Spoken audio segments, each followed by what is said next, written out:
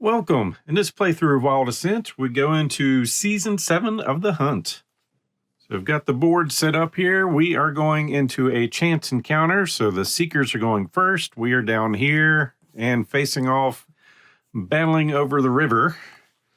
We have a pit, 2 full covers, a thorn bush, and some partial cover. And on this one, all Seekers have -1 speed. We've got the Bog Skulker level 2. A level 2 Phoenix, level 1 Unicorn, and a level 1 Plague Beast. Fortunately, to counteract that -1 speed, Zaxos got us a regional map, so this Seeker has +1 speed, and the global effect, all Seekers have +1 speed. So basically that's going to counteract this, so Zaxos will end up with a speed of 4. And Fanny, with her Seeker's Manual, apply research to a creature. That creature is going to end up getting -2 damage on their attacks.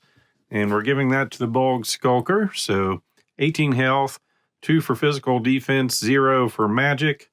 On defense, retaliate with a physical attack, range 1, 4 base damage, and 2 attack dice. Redoubt may not receive more than 3 damage from a single attack. Then we have a level 2 Phoenix with 15 health. 1 for both sides of defense. Begin the encounter with a rebirth token.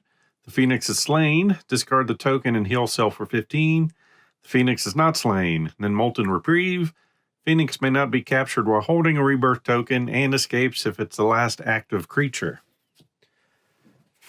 Then we have the Unicorn with 23 health. 1 for both sides. Global effect. All allied creatures have -1 base damage and +2 attack dice. Something I hopefully can remember. Blessing of the Ancients. When slain, heal all other allied creatures to full health. And Druce's is focused, which is going to give him +1 base defense and -1 defense against the Unicorn. And then we have the Plague Beast with 20 health, 1 for physical, 0 magic. Savage Prey. Apply bleed to any Seeker that begins capturing the Plague Beast. Note to self, we're not going to try to capture this guy. And then Kuralt, we've got him with a Holy Relic. As an action, discard to revive a down ally for 12. And Drusus has his flanking ability on Zaxos, which he always has. And our workers that impact how this is played, at the beginning of an encounter, we get 1 free activation. Of course, the Seeker starts, so we're going to get 2 activations first. We have the Trader, so capturing 2 threat and 3 threat creatures requires 1 Fuse Seeker, so we just need 2 people on threat 2 creatures, still need 2 on level 1. And we can begin capturing at half their health +5.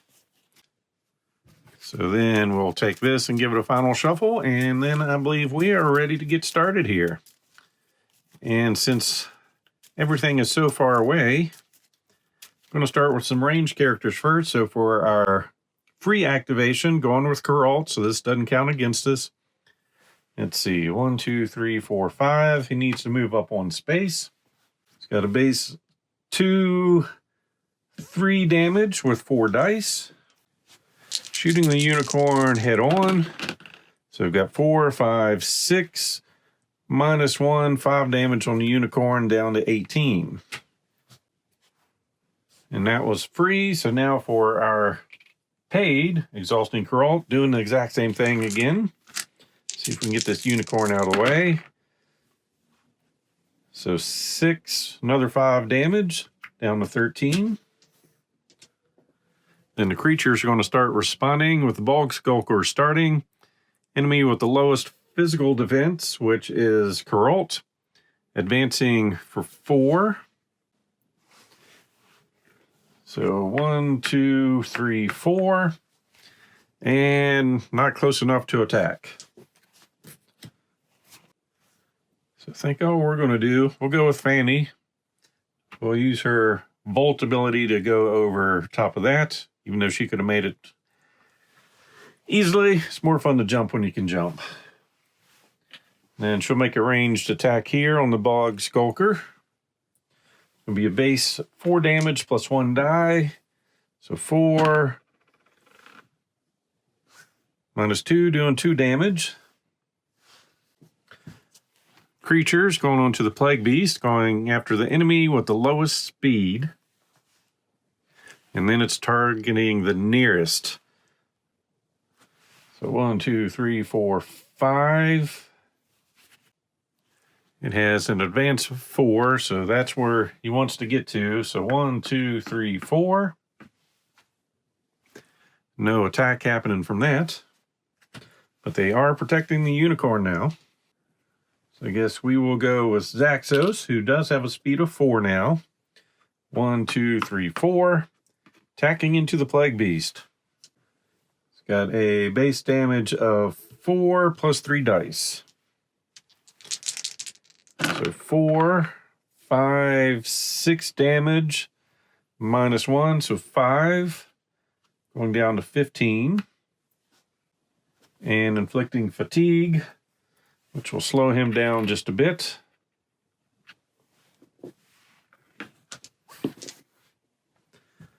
Then the Bog Skulker, lowest physical defense, down here, an advance of 4. 1, 2, 3, and 4. So yes, can't actually attack because it's not in the frontal arc and it's not attacking adjacent. So it could have gone here and moved that direction, but we'll just go like that to get closer. Then we will go with Drusus. 1, 2, 3. Into the Plague Beast. Base 4 damage, 2 dice. 6 damage, minus 1, doing 5 more damage. Down to 10. Triggers him, since they're adjacent. An adjacent enemy in his frontal arc is attacked. You get to make a 4 attack dice attack against that enemy. But his base damage is going to be 1 because of Drusus, and then because he's flanking, an additional 4. So 5 plus 4 dice. Nice. 9 minus the 1 defense, so 8 damage, down to 2 health. Then the creatures. Unicorn gets to go. Going after the farthest enemy, which is going to be here. Swift advance, so swift means you can go diagonally. Magical attack of 1. So 1, 2, 3, 4 is the quickest path to get there. Attacking in with a, let me see here. Don't believe the allied affects yourself. So we're going 2 base damage with 2 attack dice and on special blinding. So 2, 3, 4 damage. She gets her ability. If she rolls a special, ignores the, doesn't get hit, but she didn't. So 4 damage coming in. And that's magical, so 4 damage taken. Down to 22. Then we will reset. And we have the rally ability. At the end of the round, choose 1 seeker and place them 2 fields away from their current field. So we will move him 2 spaces, and we get to have him place or facing any direction we want. Then we're going to go with Drusus. Attacking here. All right, 4 base damage and 2 dice. So 6 damage minus the 1 equals a dead creature. So the Plague Beast is going to get us a heart. So that's one of the resources we don't have at the moment. And creatures, going to be the Bog Skulker, going after the highest health, which is Drusus. It's got an advance of 5, so 1, 2, 3. Physical attack, range of 1, 3 base damage. The unicorn's messing that up, though, for him. So it's going to be 2 base damage and rolling 5 attack dice. So 2... Wow, all of them rolled. 7 damage is going on his defensive 2, so taking 5. Then we're going to have Zaxos go. Movement of 4. He's going to go just 1, 2, and turn, attacking the unicorn in the back. So 4 base damage with 3 dice. So 4, 5, 6, 7, 8 for attacking in the back. -1, 7 damage. Down to 6 health. Then the unicorn wasn't happy, so enemy farthest away, which is going to be Druce's. Swift advance. So 1, 2, 3. Magical attack. It's going to be 2 base damage and 4 attack dice on special blind.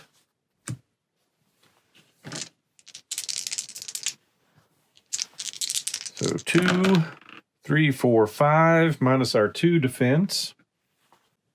Oh, and he has -1 defense because of his focused. So 4 damage on him, down to 22. And he is now blind. The target has -2 attack dice on their next activation. Attack dice may not be reduced below 1. And those don't stack. Then we're going to go with Fanny. So 1, 2, 3.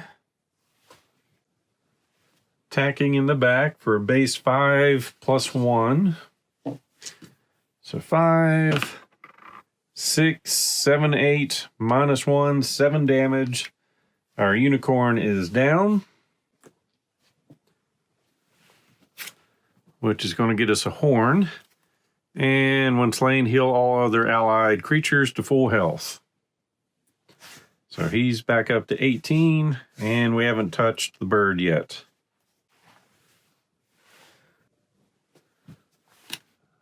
Bog Skulker, highest physical defense. And then in case of a tie, we're going to the lowest health of those. So physical defense is everyone but Carult. And lowest is going to be either Druce's or Fanny. And since Druce's is right there, we'll stay where we're at. So 3 base damage and 3 attack dice.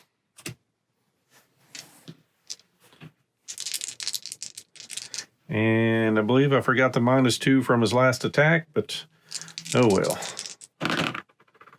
So 3, 4, -2. So 2 damage going on to him who has a 2 defense, so nothing happens. So Carult is next. He's going to move 1, 2, and turn. And then do his special ability, an Eclipse. Heal all other allied seekers for 2. So 1, 2, 1, 2. Then he's going to take 2 damage along with all creatures. 1, 2, and 1, 2. Then the Phoenix goes. Targeting itself, not moving. The Phoenix has a rebirth token. Remove all status effects and heal for 3. Otherwise, apply rebirth to itself, so nothing happens. Well, other than gaining health. Then we get to reset. We are going to go with Fanny. Attacking in the back.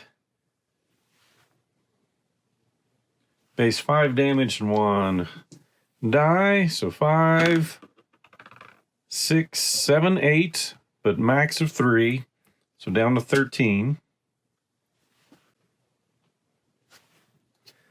Then Unicorn. So we get a free turn. We'll go with Carult. 1, 2, 3. Attack in the back. Base 3 damage with 4 dice. So 3, 4, 5, 6, 7, 8. Once again, max of 3 down to 10. And that ability is now able to be used again. Then we've got the Phoenix, most adjacent enemies, which would be right here. Flying advance, once you get adjacent to them both. So 1, 2, 3, 4, and 5. If there are at least 2 adjacent enemies, assign 5 damage to self. So going down to 10. And assign 6 damage to all adjacent enemies. So down to 23 and down to 18. We're going to go with Drusus. Stand where he's at, start the capturing process. Because we're at half plus 5 or less than that. Then the Unicorn, so we get a turn, which is going to be Zaxos. 1, 2, 3. Starting the capturing process. Then we've got the Phoenix going, most adjacent allies. And that was a mistake. So flying advance in here. If all allies are at full HP, discard this card and draw again. If there are at least 2 adjacent allies are missing HP, assign 5 damage to self. Oh, it's looking for allies. My bad. It's going over here.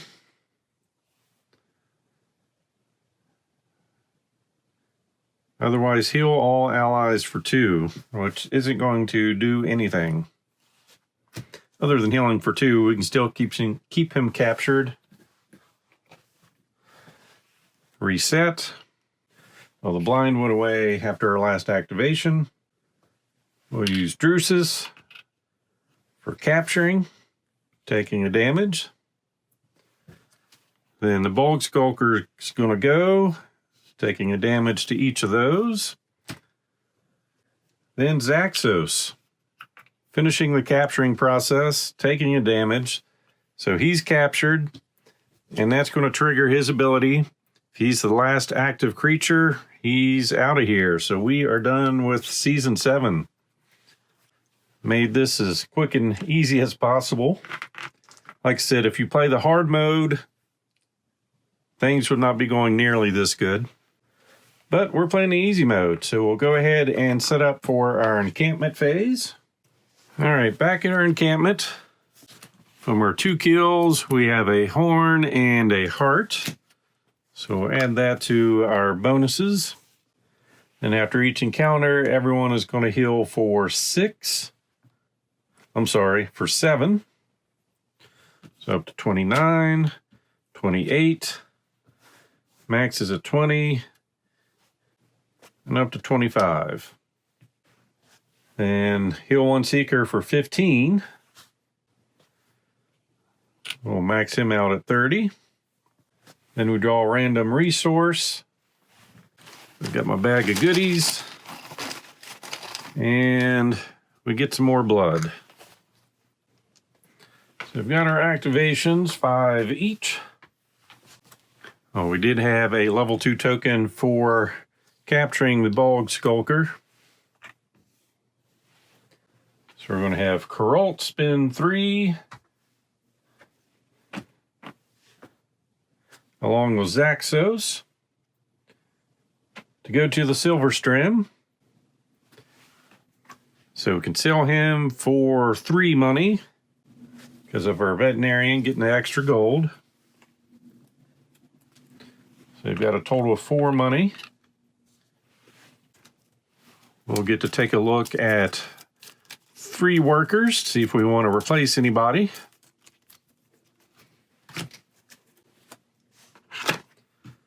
All right, we've got a Beastmaster. Place a captured threat 2 or 3 creature on this card. Start the next encampment. So basically, we're getting making babies here. We've had that one before. The Warden. Place a captured threat 1 or 2 creature on this card. At the start of the next encampment phase, that creature gains +1 threat level. Training may not be used the same phase a creature is upgraded. And a Bard. Once per encounter, draw 2 instinct cards instead of 1. Choose 1 card to discard and resolve the other. I believe we've seen him before too at the loot, so not interested losing any of those for any of these. Then at the market, we get to look for 3 things. 1, 2, 3. Adrenaline. It's a free action. Discard to apply this to a Seeker. +1 speed, defense, and base damage till the end of the counter. 2 blood and a horn, so that's something we could get. Another holy relic. Need 4 blood for that, which we currently don't have. And an intricate totem. 2 hearts and a feather. 3 items we don't have. I think we're good. We'll keep all our resources. So we will spend 3 to upgrade our pins to level 3. So now that can hold 2 creatures, and each creature sells for an additional gold. And what that's going to allow us to do is unlock our Suffocate ability here. Since we have that at level 3, and we have our barracks at level 2, at the beginning of an encounter, apply Suffocate to a creature. Ignore the skill text on that creature's wild creature card. That is going to be great, especially with the things that do some summoning. All right. So that was everything at the Silver Stream. So for 1 action each on those, 4 and 4, they're going to heal for 4, but that just takes them to 26 and 30. Then their next action, down to 3. They are going to go on a hunt. Rolling 1 die. Getting a blank, which I think I've gotten a blank every time now. So we get to go into the bag and grab 1 resource for each person that went in on that hunt. So we've got an eyeball, 2 more eyeballs. Then Fanny is going to go to the workshop. He'll go back to heal, even though he's at max health. Spending the action. She's going to spend the action to get something constructed. Spending 3 eyeballs for the Eye of Veil. The Seeker has on activation, he'll sell for 2. Also has the ability, he'll sell for 2, 3, or 4 at the beginning of each encounter. And I'm assuming that rating is on where we build items, not where the Seeker has the ability, but either way it's going to be 3 in this case. And because we have our workshop at level 3, 4 Seekers can carry +1 equipment, so everyone can carry 2 items, and we're giving this to Fanny. Then everyone comes back, meets up at camp. Everyone's at full health, and if they weren't, we could send them over there to heal. But since they're all at full health, we'll go ahead and scout, ending the encampment phase. So we have all our level 2 cards. Give these a shuffle, and we're going to look at 3 and decide where Season 8 is going to take us. So 3 cards. Always watching. Slay the Trench Watcher and Trench Worm to receive the Greater Amulet. So Trench Watcher 3, Trench Worm 2, and then 2 level 1 creatures. So we've got to kill those 2. Or place 2 Fire Serpents during setup. Fire Lord 2, and then 2 level 2 creatures and a level 1. Or back to the swamp, which we just did. And we don't have an ability to negate that speed, so we'll get rid of that one. And out of those 2, let's see what the Greater Amulet is. All right, the Greater Amulet. So free action. Once per match, the Seeker may reveal the next 3 instinct cards and put them back in any order on top or bottom of the deck. Other than being cool as an amulet, not too impressed. So we're going to go with the Ruins. So that's going to get us a level 2 Fire Lord. 20 health, 1 for physical, 2 for magic defense. skills, which will probably be using that ability to ignore, unless something worse comes out. Molten Fury on activation. All enemies adjacent to Fire Lord or Fire Serpents are assigned 5 damage. The Chosen on defense. Summon a Fire Serpent with 1 hit point, 3 speed, and 2 defense. Fire Serpents activate after the Fire Lord and are immune to area of effect attacks. Then we need to bring in our level 2 creatures. We're going to get 2 more of these. So Fire Lord is 1. Then our next 2. The Wildwood Widow, 20 health, 1 magical defense, 0 physical. Widow may move to pit fields as if they were normal fields. Then Sentinel, 25 health, 2 physical defense, 1 magic. On activation, summon a Wildwood Skirmisher, 1 HP, 2 defense, 3 speed, and a physical attack of range 1, 2 base damage, and 2 attack dice. Then we'll get a level 1. And the level 1 creature is the Chimera. That guy's back again. 20 health, 1 for both sides. Seeker has 5 or less health after its attack. They are down. Pounce on attack. If only successes are rolled, roll attack dice again and add the result to the original roll. And that is going to take us to Season 8. So at the beginning of Season 8, we add the threat 3 scout cards to our stack.